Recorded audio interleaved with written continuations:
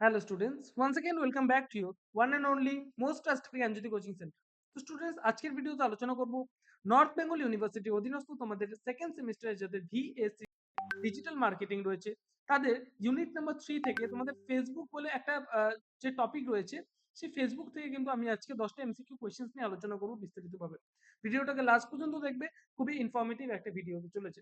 তো স্টুডেন্টস শুরু করা ভিডিওটি। Question number one: what is the primary demographic of Facebook users? D number of answer সেটা হচ্ছে all age groups. Number two: which feature of Facebook allows businesses to create a virtual storefront and sell products directly through the platform? C number of answer সেটা হচ্ছে Facebook Marketplace. Okay. Number three: what is the maximum character limit for a Facebook post? D number of answer সেটা হচ্ছে 63,206 characters. Number 4: which Facebook feature allows businesses to schedule posts in advance? B number of answer সেটা হচ্ছে Creator Studio. Number 5: what is the term used to describe paid advertisement on Facebook? C number of answer সেটা হচ্ছে Facebook ads. Okay.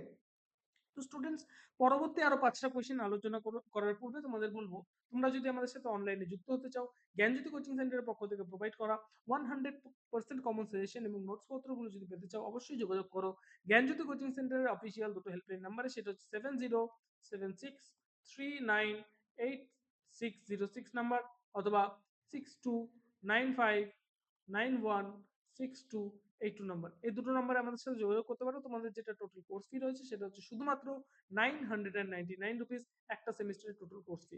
ওকে, চলো পরবর্তী 5টা question আলোচনা করা যাক।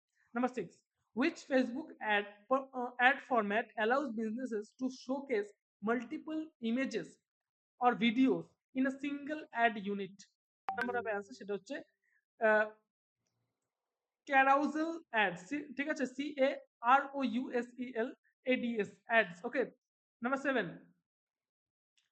what maximum age requirement to create a Facebook account?